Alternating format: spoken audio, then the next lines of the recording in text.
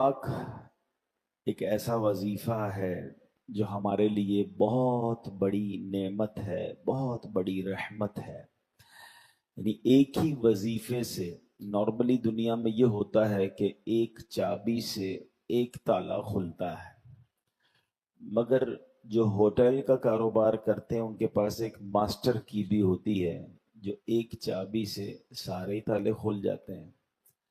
दुरूद पाक एक ऐसी मास्टर की है कि जिससे इतने फजाइल, इतनी मुसीबतों के हल या इतनी परेशानियां हल होती हैं कि बंदा अगर पढ़े तो हैरान हो जाता है। यानी होता है ना, लोगों में कहते हैं भाई कोई रोजी में बरकत का वजीफा दे दें, कोई कहता है सेहत के लिए वजीफा दे दें, कोई कहता है जनाब फला काम हो जाए, औलाद के लिए वजीफा। अलग अलग वजाइफ, अलग अलग चीजें होती हैं। मगर दुरूद पाक को अगर हम गौर से देखें और जो हदीसों में इसके फजाइल आए हैं, तो दुनिया, आखिरत, रोजी, औलाद, परेशानियां, तमाम चीज़ों के लिए, यानी इतनी लंबी लिस्ट है कि सुबहान अल्लाह, दुरूद पाक से वो मसाइल हल भी होते हैं और मुसीबतें आसान भी होती हैं। तो अल्लाह करे कि हम दुरूद पाक कसरत से पढ़ने वाले बन जाएं। एक बड़ी प्यारी हदीस है, सरकार दो आलम सल्लल्लाहु अलैहि वसल्लम का फरमान है, जिसने मुझ पर सुबह शाम 10-10 बार दुरूद शरीफ पढ़ा, उसे कयामत के दिन मेरी शफाअत मिलेगी। अब 10-10 बार दुरूद पाक में कितनी देर लगती है? अस्सलातु वस्सलामु अलैका या रसूल अल्लाह, ये भी दुरूद पाक है। सल्लल्लाहु ताला अला मुहम्मद सल्लल्लाहु अलैहि वसल्लम, ये भी दुरूद पाक। मुख्तसर दुरूद पाक भी हैं, थोड़े तवील दुरूद पाक भी हैं, लेकिन फजीलत क्या है कि सरकार दो आलम अलैहिस्सलाम फरमाते हैं उससे बरोज़े क़यामत मेरी शफाअत मिलेगी। तो फिर क्यों ना हम दुरूद पाक कसरत से पढ़ें। और ये तो ऐसा वजीफा है कि कहते हैं ना, जितना गुड़ डालोगे उतना मीठा होगा। तो जितना पढ़ते जाएंगे उतने मसले हल होते जाएंगे, उतनी परेशानियां इंशाअल्लाह दूर, और नामा अमाल में नेकियों का अंबार लग जाएगा। आइए मिलकर दुरूद पाक पढ़ लें। सल्लु अलल हबीब सल्लल्लाहु ताला अला मुहम्मद सल्लल्लाहु अलैहि वसल्लम। अल्हम्दुलिल्लाह, कुरान पाक की कोशिश करते हैं कि किसी अहम आयत, हर आयत ही अहम है, मगर कुरान पाक की हमने कुछ ऐसी आयतों को भी मार्क किया है और जिस पर हम बयानात का तसलसल कर रहे हैं कि जिसमें अल्लाह करीम ने ईमान वालों से बराह रास्त बात की है। सुभान अल्लाह, ये लफ्ज है ना, या अय्युहल्लज़ीना आमनू, ए ईमान वालों, इसको एंजॉय किया करो, इस पे शुक्र अदा किया करें। अल्हम्दुलिल्लाह, हम ईमान वाले हैं। कुरान ने आपसे और मुझसे बात की है। कुरान में कई मकामात पर काफिरों से बात की गई है, कई मकामात पर या अय्युहन नास कहकर, ए लोगों कहकर बात की गई है। मगर सुभान अल्लाह, कमोबेश 89 या 90 टाइम्स अल्लाह ने बराह रास्त आपसे और मुझसे बात की है। ए ईमान वालो, ए ईमान वालो, ओ यू बिलीवर्स, या अय्युहल्लज़ीना आमनू, ए अल्लाह तेरी मेहरबानी, तूने ईमान वाला बनाया है। खुशी है ना कि अल्लाह ने ईमान वाला बनाया। और रब अब ईमान वालों से क्या फरमा रहा है? ए ईमान वालों, गौर से सुनो। अल्लाह फरमाता है, ए ईमान वालों, अपनी पाक कमाइयों में से और उसमें से जो हमने तुम्हारे लिए जमीन से निकाला है, अल्लाह की राह में कुछ खर्च करो। और खर्च करते हुए खास नाकिस माल देने का इरादा न करो। हालांकि अगर वही तुम्हें दिया जाए तो तुम उसे चशम पोशी किए बगैर कबूल नहीं करोगे। और जान रखो, अल्लाह बेपरवाह हम्द के लायक है। शैतान तुम्हें मोहताजी का अंदेशा दिलाता है और बेहयाई का हुक्म देता है, और अल्लाह तुमसे अपनी तरफ से बख्शिश और फजल का वादा फरमाता है। और अल्लाह वुसअत वाला, इल्म वाला है। सुभान अल्लाह, एक आयत में इतना कुछ हमें सिखाया गया है अगर हम समझने वाले बने। इसका शान नुजूल क्या है, इसका बैकग्राउंड क्या है, ये आयत कब नाजिल हुई और ये किस वजह से नाजिल हुई। बाज लोगों के बारे में आता है कि वो सदकात में, अल्लाह की राह में खर्च करने में خراب مال دیا کرتے تھے، گھٹیا مال دیا کرتے تھے، ان کے بارے میں یہ آیت نازل ہوئی اور فرمایا گیا کہ اللہ تعالیٰ کی راہ میں اپنا کمایا ہوا پاکیزہ اور صاف ستھرا مال دیا کرو، نیز زمین کی پیداوار سے بھی راہ خدا میں خرچ کیا کرو، اور اللہ تعالیٰ کی راہ میں ناقص، گھٹیا اور ردی مال نہ دیا کرو۔ جب تم اللہ تعالیٰ سے اچھی جزا چاہتے ہو تو اس کی راہ میں مال بھی اعلیٰ درجے کا دیا کرو، یعنی جب اللہ سے اچھی تمہیں طلب ہے تو اس کی راہ میں جب خرچ کرنا ہے تو مال بھی اچھا خرچ کیا کرو۔ پھر فرمایا غور کرو کہ جس طرح کا گھٹیا مال تم راہ خدا میں دیتے ہو، اگر وہی مال تمہیں دیا جائے تو کیا تم قبول کرو گے؟ پہلے تو قبول ہی نہ کرو گے، اگر قبول کر بھی لو تو کبھی خوش دلی سے نہ لوگے بلکہ دل میں برا مناتے ہوئے لوگے۔ تو جب اپنے لیے اچھا لینے کا سوچتے ہو تو راہ خدا میں خرچ کیے جانے کے بارے میں بھی اچھا ہی سوچو۔ بہت سے لوگ خود تو اچھا استعمال کرتے ہیں لیکن جب راہ خدا میں دینا ہوتا ہے تو ناقابل استعمال اور گھٹیا قسم کا مال دیتے ہیں۔ ان کے لیے یہ آیت میں عبرت ہے۔ اگر کوئی چیز فی نفس ہی تو اچھی ہے مگر آدمی کو خود پسند نہیں ہے، اب وہ دے رہا ہے تو کوئی بات نہیں، لیکن جہاں چیز اچھی نہیں ہے اور اس کو اس لیے پسند بھی نہیں ہے، وہ جب اللہ کی راہ میں دے رہا ہے تو اس پر اسے غور کرنا چاہیے۔ تو اب اس ایک آیت کا جو شان نزول ہے وہ کیا سمجھ آیا کہ اللہ کی راہ میں جب دینا ہے اچھا مال دینا ہے، اس لیے نہیں دینا کہ اب میرے کام کا نہیں ہے تو پھر میں اللہ کی راہ میں دے دوں۔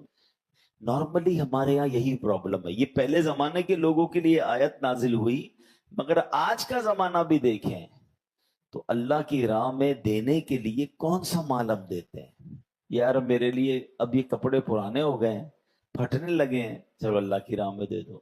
چپل ٹوٹ گئی ہے، چلو کسی غریب کو دے دو۔ کھانا بچ گیا ہے تو کسی مدرسے میں دے دیں۔ یعنی ہر وہ چیز جو میرے اور آپ کے کام کی نہیں ہے ہمیں وہ اللہ کی راہ میں دینے کا جی چاہتا ہے، یا اس میں بھی بعض اوقات لوگوں کا چاہتا ہے، کچھ لوگ تو وہ بھی نہیں دیتے۔ لیکن چلے یہ بھی جو دے رہے ہیں آپ خود سوچیں کہ ہم یہ کیا کر رہے ہیں۔ پھر قرآن نے بڑا زبردست ایک اس میں ایک آیت میں جو جز ہے نا کہ ذرا غور کرو اگر یہ مال تمہیں دیا جائے، یعنی تھوڑی دیر کے لیے غور کریں کہ جو کھانا، جو کپڑے، جو بھی مال ہم اللہ کی راہ میں دے رہے ہیں، اللہ فرماتا ہے اگر وہ تمہیں دیا جائے تو تم قبول کر لو گے، تمہیں اچھا لگے گا۔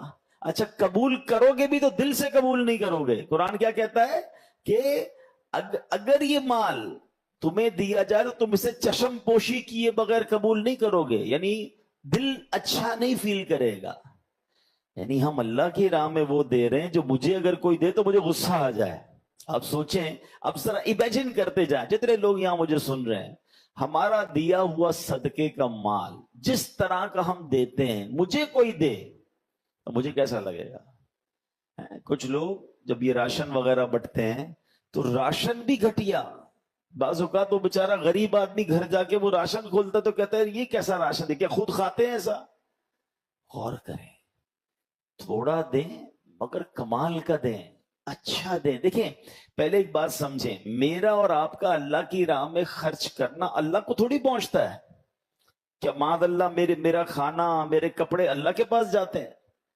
ادھر دل دیکھا جاتا ہے، یہ بندے کی نیت کیسی ہے، مجھ سے محبت کتنی ہے، میری راہ میں خرچ کرنے کے لیے گھٹیا، بیکار، پھینکنے والا۔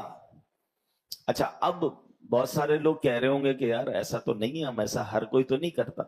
چلے میں آپ کو 2-3 اگزامپل سے سمجھاتا ہوں۔ یعنی کھانے پینے کی چیزیں جب بھی بچیں گی، کپڑے جب بھی خراب ہوں گے، کبھی جرابیں پہن رہے ہیں اس میں سوراخ ہو گیا تو بندہ کہے گا یار اب یہ تو کسی کام کے نہیں، کسی کو دے دو۔ میں نہیں کہتا وہ نہیں دینا چاہیے، وہ بھی دیں، اب ظاہر کرنے سے بہتر ہے کسی کے کام آئیں گے، لیکن کبھی کبھی اچھا بھی تو دینا، دل سے دیں۔ اپنے لیے 4 چیزیں خریدی ہیں تو ایک اور خرید لیں کسی غریب مسلمان کے لیے، اپنے ہی رشتہ دار، اپنے ہی ملازمین میں سے کسی کو دے دیں۔ کبھی ایسا نہیں ہو سکتا کہ ہمارے گھر میں کھانا بنے تو اس سے پہلے کہ ہم کھائیں وہی کھانے میں سے اسی انداز کا کھانا نکال کر اپنے کسی ملازم، کسی پڑوسی، کسی رشتہ دار کو دے دیا جائے؟ ضروری ہے کہ پہلے میں کھا لوں پھر بچ جائے اور مجھے لگے کہ اب میں نہیں کھاؤں گا اور میرے کام کا نہیں ہے اور اب میں کسی کو دوں؟ اس میں کتنا فرق ہے اور اس میں کتنا فرق ہے؟ کیسی دل سے دعا نکلے گی کسی کو اگر آپ ایسا دیں گے تو؟ اب ذرا غور کریں، صرف یہ کھانے پینے میں نہیں ہے، ایک عجیب سی جس کو کہتے ہیں نا راہ خدا میں جب بھی دینے کی بات آئے گی تو شیطان ہم سے ڈنڈی لگواتا ہے۔ اب مثال کے طور پر اگر جمعے میں یا کسی جگہ پر اعلان ہوا کہ جناب اللہ کی راہ میں خرچ کریں، بعضوں کا ڈبہ مسجد میں ہمارا سامنے آتا ہے یا جھولی وغیرہ آتی ہے، اب آپ غور کریں ہمارے جیب میں 50 کے 2 نوٹ ہیں یا 100 کے 2 نوٹ ہیں یا 10 روپے کے 2 نوٹ ہیں، جس کی جیسی حیثیت۔ آج حضرت نے کہا کہ چلو سخاوت دکھاتے ہیں، آج مسجد کے چندے میں پیسے ڈالتے ہیں۔ ایک کڑک نوٹ ہے اور ایک پرانا نوٹ ہے۔ سچ بتائیں مسجد کے ڈبے میں لوگ کون سا نوٹ ڈالتے ہیں؟ حالانکہ 50 روپے کا پرانا نوٹ بھی 50 کا ہی ہے، نیا نوٹ بھی 50 کا ہی ہے، لیکن اللہ کی راہ میں دینا ہے نا، چلو یار یہ پرانا پھٹنے والا ہے نا، اس کو دے دو۔ یعنی آپ سوچیں کہ جب جب اللہ کی راہ میں دینا ہے ہمیں کیوں ہی اندر سے آواز آتی کہ یار یہ جو کام کرنی ہے نا یہ والا دے دو۔ آپ نوٹ کو تو چھوڑیں، لوگوں کے بچے ہوتے ہیں نا، کسی کے 3 4 بچے ہیں، 5 بچے ہیں ماشاءاللہ، بندہ کہتا ہے یار میرا ایک بیٹا بڑا ہوشیار ہے، سارے جو ہے نا حساب کتاب میں بڑا پکا ہے، سبق بھی یاد کر لیتا ہے، یار اس کو تو ڈاکٹر بنائیں گے۔ اچھا دوسرا بچہ وہ گھر کے پل پرزے بھی ذرا ٹھیک کر لیتا ہے، بڑا ٹیکنیکل دماغ ہے، اس کو انجینئر بنائیں گے۔ تیسرا بچہ بہت شرارتی ہے، کوئی سبق یاد نہیں کرتا، تھوڑا سا چلنے میں بھی ٹیڑھا میڑا چلتا ہے، معذور ٹائپ کا ہے، یار اس کو مدرسے میں دے دیں۔ آپ سوچیں کہ ہم اپنا اللہ کی راہ میں بچہ بھی وہ دیں گے جو میرے کام کا نہیں ہے، مدرسے میں بچے بھی وہی والے ڈالتے ہیں لوگ۔ یعنی آپ سوچیں یار یہ کتنی بڑی بے وقوفی۔ اچھا بعض اوقات پھر ہم کہتے بھی نظر آتے ہیں کہ یار آج کل کے علماء اپ ٹو ڈیٹ نہیں ہیں، آج کل کے علماء معاشرے کے مطابق بات نہیں کرتے، ان کو جناب لوگوں کی سائیکی کا نہیں پتا۔ بھائی آپ نے بچے کون سے دیے مدرسے کو؟ دینا اپنے خاندان کا سب سے بہترین بچہ ہے، ماشاء اللہ کہ بھائی یہ میرا بچہ سب سے بریلینٹ ہے، اس کو مفتی بناؤں گا، اس کو عالم بناؤں گا، ساری دنیا میں دین کا ڈنکا بجائے گا۔ مگر اللہ کی راہ میں بھی دینا ہے، بچہ بھی دینا ہے، اولاد بھی اگر دینی ہے تو جو میری بات نہیں مانتی، ہمارے پاس بھی آتے لوگ، میرا بیٹا جو ہے نا وہ بگڑ گیا ہے تو نشئی ہو گیا ہے تو بری صحبتوں میں ہو گیا، پلیز اس کو مدنی قافلے میں لے جائیں۔ بھائی اس صحبت سے پہلے مدنی قافلہ یاد نہیں آیا تھا؟ اگر پہلے ہی مدنی قافلے میں ڈال دیتے تو اس صحبت میں بھی نہ جاتا۔ جب بالکل بندہ ہار مان جاتا ہے نا اپنے بچوں سے، پھر آتے ہیں ہمارے پاس، حضرت کچھ کریں، کسی طرح مدرسے میں لگا دیں، قافلے میں۔ ٹھیک ہے ہم تو اس کو بھی لے جائیں گے، ہم منع نہیں کرتے، ہمارا کام ہی یہی ہے۔ لیکن آپ اور میں خود سوچیں نا کہ ہم اس وقت کہاں ہوتے ہیں کہ جب ہم فیصلہ کر رہے ہوتے ہیں کہ کس بچے کو کس فیلڈ میں ڈالنا ہے۔ آپ یقین کریں، آپ کبھی فیصلہ کر کے دیکھیں گا، آپ مایوس نہیں ہوں گے۔ اپنے گھر میں اپنے گھر کے بہترین فرد کو، چاہے وہ بیٹا ہے یا بیٹی ہے، اگر اللہ نے اس کو ذہن دیا ہے، اس کو ذہانت ہے، اس کے اندر قابلیت ہے، اسے آپ دین کا خدمتگار بنائیں اور پھر دیکھیں انشاءاللہ وہ کیسی دین کی خدمت کرے گا، آپ کی آنکھیں ٹھنڈی ہو جائیں گی۔ اور ایک بات اور یاد رکھیں، جو اللہ کے دین کی خدمت کرتا ہے نا، اللہ اسے بھوکا نہیں رکھتا ہے۔ بعض اوقات یہ بھی ذہن میں خط سوار ہو جاتا ہے کہ یار اپنے بچوں کو دیندار بنا دوں گا تو ان کے فیوچر کا کیا ہوگا۔ مجھے ایک بات بتائیے، دنیا کی روزی دینے والا کون ہے؟ ذرا مل کر جواب دیں گے۔ اللہ دینے والا ہے نا۔ جو بچہ آپ کا اللہ کو راضی کرے گا وہ بچے کو اللہ بھوکا رکھے گا؟ یہ کیسے ہو سکتا ہے؟ ارے اس کو غیب کے خزانوں سے آتا، اس کے برکت سے آپ کو روزی ملے گی۔ اگر آپ کی اولاد میں سے کوئی دین کا خدمتگار بن گیا نا، آپ نوٹ کر لیجئے گا، اس بچے کی برکت سے دیکھیں اللہ آپ کی روزی میں کیسی برکت ڈال دے گا، آپ کے گھر سے انشاءاللہ دین کی شمع روشن ہو رہی ہے۔ تو پلیز یہ غور کریں، یہ آیت تو جو میں نے پڑھی پچھلے لوگوں کے بارے میں نازل ہوئی تھی کہ جو خراب مال دیتے تھے اللہ کی راہ میں، مگر دل پر ہاتھ رکھ کر بتاؤ آج ایسا دور نہیں ہے؟ تو قرآن کہتا ہے، میں آپ کو اللہ کا کلام سنا رہا ہوں کہ اللہ کی راہ میں جب خرچ کریں تو بہترین کریں، گھٹیا مال خرچ نہ کریں۔ اور یہ جملہ ڈرانے والا ہے کہ اے بندو اگر یہ مال تمہیں دیا جائے تو تم قبول کرو گے؟ یعنی اللہ فرما رہا ہے تمہیں دے تو برا لگے تمہیں کوئی، یعنی مجھے اور آپ کو کوئی پیکٹ میں وہی والا صدقہ وہی والا چیز دے دے جو ہم کسی غریب کو دیتے ہیں، اللہ کی راہ میں دیتے تو کتنا برا لگے گا کہ یہ تحفہ لائے ہو میرے لیے، یہ پرانے کپڑے پھٹے ہوئے کپڑے بچا ہوا کھانا، کتنا برا لگے گا۔ اور یہی پیکٹ یا یہی تحفہ ہم اللہ کی بارگاہ میں بھیج رہے ہیں۔ سوچئے، چوتھے پارے کی پہلی آیت ہے، اللہ قرآن مجید میں فرماتا ہے لن تنالوا البر حتی تنفقوا مما تحبون۔ اے اللہ فرماتا ہے تم ہرگز بھلائی کو نہیں پہنچ سکتے جب تک اپنی سب سے پیاری چیز راہ خدا میں خرچ نہ کرو۔ بھلائی تک پہنچنا ہے تو کون سی چیز خرچ کرنی ہے؟ پیاری چیز، اچھی چیز جو آپ کی فیورٹ ہے، مزہ اس میں ہے۔ اچھا، صحابہ کرام علیہ رضوان نے جب یہ سنا نا، یہ آیت سنی، ان کا ریئیکشن کیا تھا؟ ایک صحابی آئے، کہتے ہیں حضور میری ساری پراپرٹی میں سب سے پسند مجھے یہ باغ ہے، میں یہ باغ اللہ کی راہ میں صدقہ کرتا ہوں۔ ایک صحابی ہے، کہتے ہیں میرے حضور بہت ساری میرے پاس سواریاں ہیں، یہ گھوڑا مجھے سب سے زیادہ پسند ہے، میں یہ اللہ کی راہ میں دیتا ہوں۔ بیسٹ چیزیں لے کر آئے صحابہ۔ سبحان اللہ، قرآن کا یہی تو کمال ہے، ساری چیزوں کو اس آیت میں کور کیا گیا ہے۔ اگلی آیت میں کیا فرمایا کہ شیطان تمہیں محتاجی کا اندیشہ دلاتا ہے۔ بھائی جب بھی آپ اللہ کی راہ میں خرچ کریں گے نا، شیطان دماغ میں کیا خیال لائے گا؟ بھائی اتنے خرچ کرے گا تو کم ہو جائیں گے، محتاجی آ جائے گی، فقیری آ جائے گی، پیسے کم ہو جائیں گے۔ اچھا، یہ جو شیطان جب بھی اللہ کی راہ میں خرچ کرنے پر محتاجی کا خوف دلاتا ہے نا، انہی لوگوں کے ہم نے یہاں دیکھا کہ بچوں کی شادی میں یا دیگر جگہوں پر کروڑوں روپے خرچ ہو رہے ہوں گے، مگر جب اللہ کی راہ میں خرچ کرنے کی باری آئے گی، نہیں کم ہو جائیں گے، تو سمجھ لو کہ یہ شیطان کا بارہ۔ یہ تو قرآن فرما رہا ہے، دوبارہ سن لیجئے، اللہ فرماتا ہے الشیطان یعدکم الفقر ویأمرکم بالفحشاء۔ فرمایا شیطان تمہیں محتاجی کا اندیشہ دلاتا ہے اور بے حیائی کا حکم دیتا ہے۔ پہلے اللہ کی راہ میں خرچ نہیں کرنے دیتا اور برے کاموں میں لگا رہا ہے، پھر فرمایا واللہ یعدکم مغفرہ، اللہ تبارک و تعالی تم سے بخشش، مغفرتم منہ و فضل، اور اپنے فضل کا وعدہ فرماتا ہے۔ ادھر شیطان محتاجی بتا رہا ہے، ادھر رب مغفرت کی طرف بلا رہا ہے، ادھر رب عز و جل کی طرف سے فضل کا وعدہ ہے۔ پھر فرمایا واللہ واسع علیم، اللہ وسعت والا، علم والا ہے۔ تو ہمیں یہ سوچنا ہے کہ شیطان کے ان وسوسوں میں نہ آئیں۔ شیطان تو کہے گا کہ بھائی محتاج ہو جاؤ گے۔ حدیث پاک کا مضمون ہے، اللہ کریم کے پیارے حبیب صلی اللہ علیہ وسلم فرماتے ہیں کہ میں قسم کھا کر کہتا ہوں اللہ کی راہ میں خرچ کرنے سے مال کم نہیں ہوتا۔ تو یہ بات طے ہے کہ جو خرچ کرتے ہیں ان کا مال کم نہیں ہوتا۔ اچھا، اس آیت میں جہاں یہ ہماری تربیت کی گئی کہ اللہ کی راہ میں گھٹیا مال نہ دو، بہترین مال دو، اچھا مال دو، وہاں اسی آیت میں ہمیں یہ بھی سمجھایا گیا کہ زمین میں سے جو اللہ نے تمہیں عطا کیا اس میں سے بھی کچھ دیں۔ ٹھیک ہے، اب یہاں زمینداروں سے خطاب ہے۔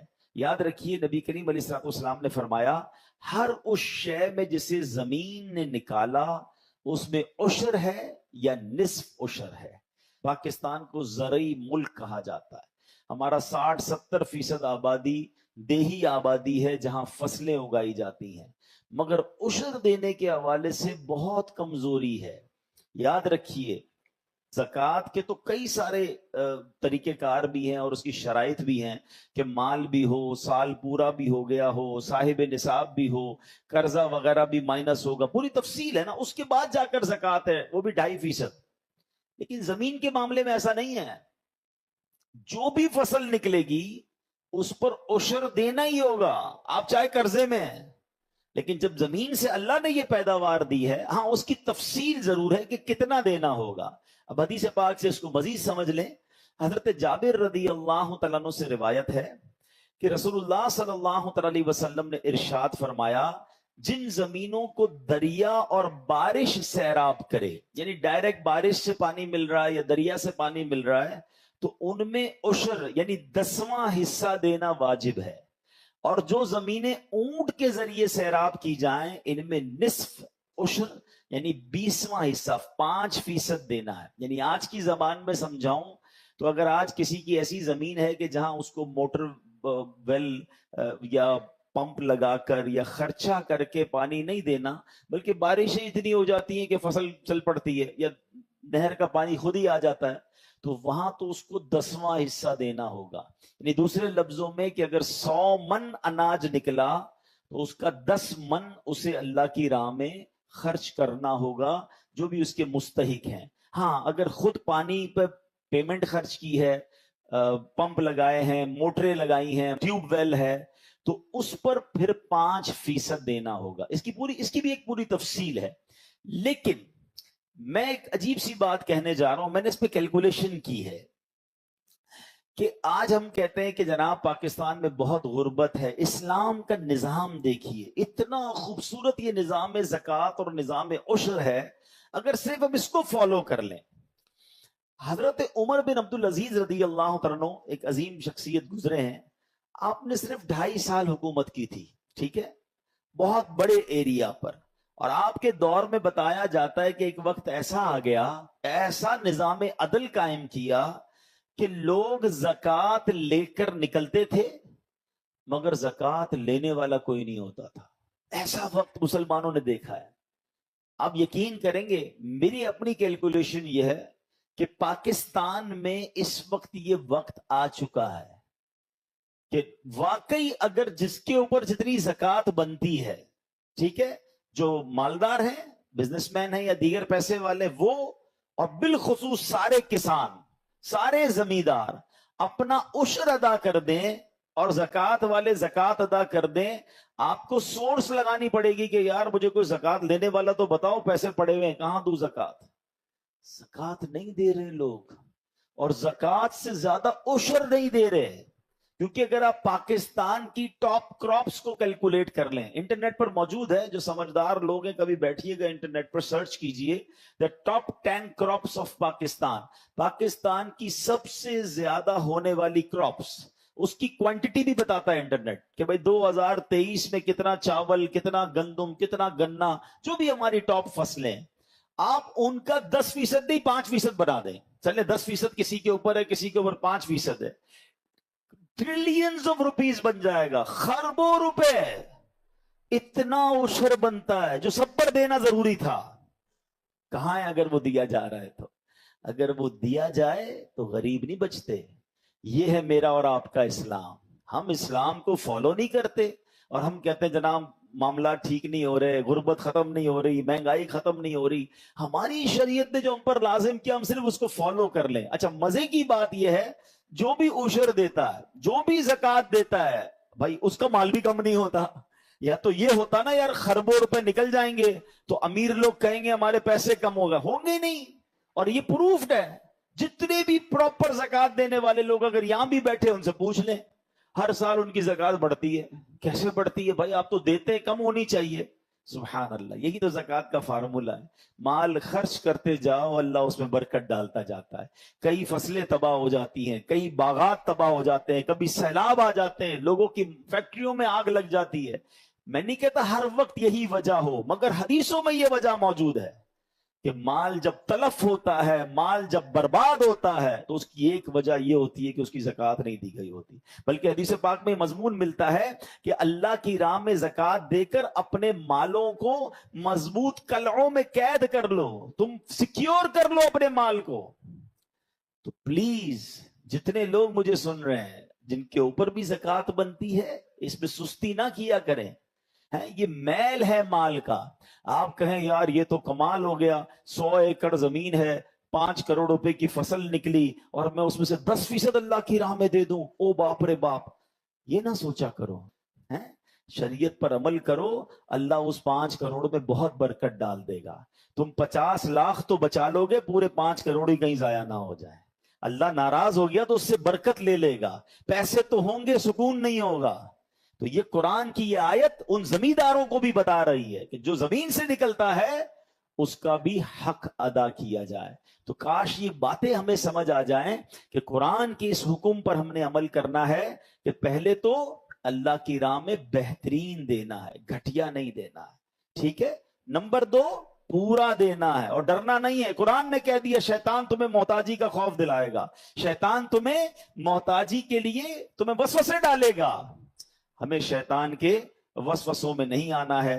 اور بہرحال میرے پیارے اسلامی بھائیوں, ایک اور بات سمجھنی ہے کہ ان تمام چیزوں میں جو مال کے معاملات ہیں اس میں صرف حلال کمانا ہے. حرام روزی کو آپ نے شامل کیا, آپ کی ساری برکت چلی جانی ہے, دعائیں قبول نہیں ہونی ہے, مشکلوں میں اضافہ ہو جانا ہے. پیسوں میں تو اضافہ ہو جائے گا, شاید اکاؤنٹ میں پیسے بھی آپ کو زیادہ نظر آئیں گے, 2-4 گاڑیاں بھی زیادہ نظر آئیں گی, مگر بلیو کریں آپ کی مشکلوں میں اضافہ ہو جائے گا, آپ کی ٹینشنوں میں اضافہ ہو جائے گا. ہمیں کیا کرنا ہے اس پیسے کو جو ہمیں سکون سے سونے نہ دے. اچھا یہاں سکون مل بھی گیا اور اگر آخرت میں مار پڑنی ہے تو کہاں جائیں گے؟ قرآن میں رب فرماتا ہے یا ایھا الذین آمنوا کلوا من طیبات ما رزقناکم واشکروا للہ ان کنتم ایاہ تعبدون.